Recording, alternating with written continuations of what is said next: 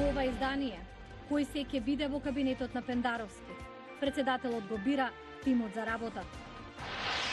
Интервју со извршната директорка на Американската стопанска комора во Северна Македонија, Дијана Десподов. САД се укинува лотаријата за зелена карта. Председателот Трамп со план за имиграциони реформи. Останете со нас.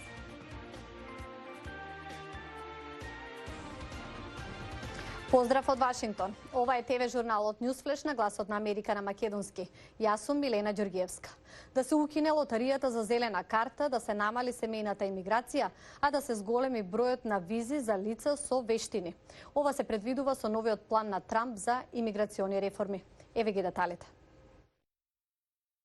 Предлогот на Трамп ќе опфаќа издавање на околу 1,1 милион зелени карти за постојан престој годишно, но ќе биде променет фокусот на нивно издавање, односно ќе им се дава приоритет на образовани поединци и оние што поседуваат вештини за вработување или инвестициски планови, отколку на оние што имаат семејни врски со американски државјани или поради хуманитарни причини. Моментално на 12% од имигрантите им било дадено дозвола да дојдат во САД врз основа на нивните вештини, додека 60% од нив дошле во САД врз основа на семејни врски. Согласно новиот план, 57% од имиграционите визи ќе им бидат дадени на лица со вештини или понуди за работа, додека 33% од нив ќе се издаваат поради семејни врски. Бројот на визи кои се издаваат од хуманитарни причини ќе биде намален од 22 на 10%. Планот предвидува комплетно укинување на програмата позната како лотарија за зелена карта, според која годишно доаѓаат во САД 50.000 лица од држави со ниска стапка на имиграција.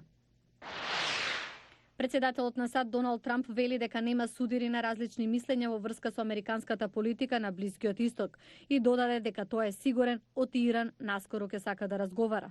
Изразени се различни мислења и јас донесувам конечна одлука, напиша Трамп на Твитер, додавајќи дека се офатени сите страни, ставови и политики. Американските официјални представници забранија кинескиот телекомуникацијски гигант Huawei да гради мобилни мрежи од следната пета генерација во САД и ги предупредија другите држави за безбедносните ризици. Портпаролот на владата Миле Бошњаковски ќе биде шеф на кабинетот на Пендаровски. Повеќе за идниот тим на председателот од Владимир Мирчевски. Промените во владата се случија пред реконструкцијата најавена за почетокот на јуни. Миле Бошњаковски официјално ги потврди информациите дека портпаролската позиција во владата ја менува со првата функција во тимот на новиот претседател, шеф на кабинетот на Стево Пендаровски. Бошњаковски денес ќе одржа неговата последна пресконференција како владин гласноговорник. Преминувам во кабинетот на председателот Стево Пендаровски. Ја преземам одговорноста на генерален секретар во истиот. Ми беше исклучителна чест во овие речиси 2 години да соработувам со сите вас, да ви служам на сите вас медиуми, новинари, сниматели, фоторепортери, а преку вас и на граѓаните. И се надевам дека соработката ќе продолжи во наредниот период во една друга форма. Да искористам прилика, простете, доколку имало нека грешка, јас сум уведен дека сите знаете дека и таа грешка која што постоела немала никаква интенција, односно пристапот беше кон сите ист. И дополнително сакам да се заблагодарам на премиерот Заев за укажаната можност. Тој од вторник седнува на новата позиција. За сега се знае дека во кабинетот на Пендаровски покрај Бошњаковски ќе бидат и професорот од правниот факултет Александар Спасов и поранешната новинарка Катерина Цаневска-Арсовска. Двајцата беа дел од кампањата на Пендаровски во 2014-та, а веќе го придружуваат на состаноците во Вила Водно.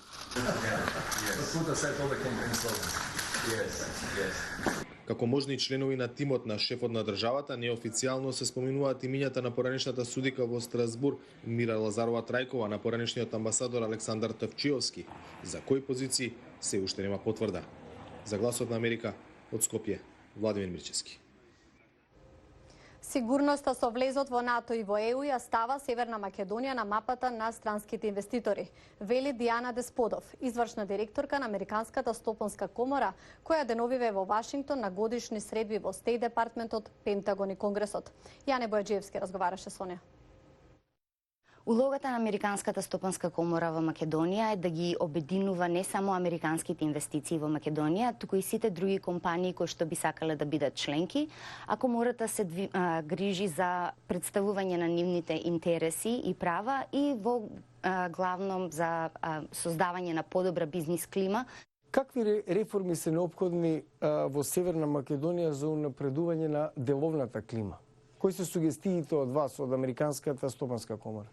Еден од најголемите и најдолгорочните проблеми во економијата во Македонија е сивата економија. Како што знаеме, сивата економија е од прилика 30% од вкупната економија. И сивата економија ги прави регистрираните компании неконкурентни, затоа што компаниите од сивата економија можат да понудат производи и услуги на многу пониски цени, затоа што не плаќаат ДДВ, не придонесуваат за социјално и пензиско осигурување, така што нивните цени се многу пониски и со тоа ги прават регистрираните компании и формалните компании неконкурентни, а во исто време го оштетуваат буџетот, а со тоа и целото општество. Колку е важен гласот на приватниот сектор во усогласување на македонското законодавство со земјите членки од Европската унија?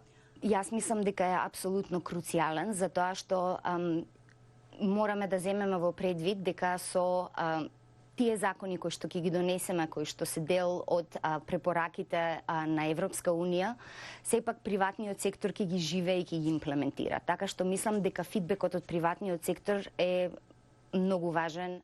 Како да запре глобалниот тренд на одлив на мозоци? Северна Македонија не е остров и таа е дел од глобалниот процес. Апсолутно, Македонија е дел од глобалната економија и како таква се повеќе се отвора кон надворешниот свет, а со тоа се случува и одливот на мозоци. За да можеме да ги задржиме квалитетните луѓе во нашата земја, треба не само да им отвориме повеќе можности да може да се реализираат во нашата земја, меѓутоа исто така треба да внимаваме на тоа какви јавни услуги им нудиме или не им нудиме. Затоа што многу често се случува луѓе кои што имаат прилично солидни плати во Македонија да се иселуваат сепак, затоа што во други земји им се нуди едноставно подобар квалитет на живот, со подобра инфраструктура, подобро образование, подобро здравство. И мислам дека тоа е многу битно за привлекување, инспирирање на луѓето да останат и да работат во земјата. Благодарам за разговорот. Благодарам што ми остапивте простор. 30 држави се договорија за координиран пристап за заштита на петата генерација мобилна мрежа, но сад се загрижени за компаниите што се наоѓаат во земји како Кина. Елизабет Лизова. Мобилната 5G мрежа се очекува да биде побрза, поефикасна и уште повеќе да го поврзи светот.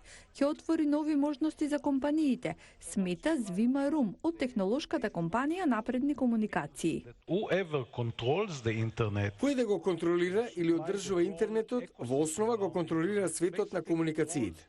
На конференцијата на Институтот Милкен, Марум предупреди дека присуството на кинеската 5G технологија во САД може да биде голем безбедносен ризик.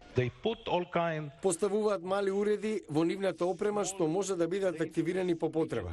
Ако дојде до конфликт, кинезите ќе го блокираат вашиот комуникацијски систем. Според Марум, постојат докази што покажуваат дека Кина шпионира преку мобилната технологија. Ја користат за масовно шпионирање на нивните граѓани. Ја анализиравме опремата на Huawei до најмалиот чип. Тоа го откривме, не е многу пријатно. Комерцијална компанија не прави такви работи. Но на друга панел дискусија на конференцијата, представникот од Кинескиот политички совет рече дека вештачката интелигенција и 5G мрежата се за заеднички напредок. Тие не се наменети за шпионирање, туку се направени да му обезбедат подобар живот на кинескиот народ како дел од развиениот свет.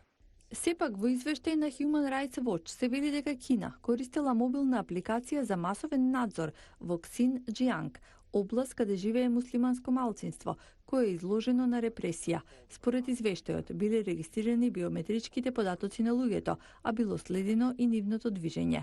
Од тука во САД се стравува дека Кина може да користи слични методи за надгледување и надвор од нејзините граници. Благодарам што не гледавте, пријатно утре.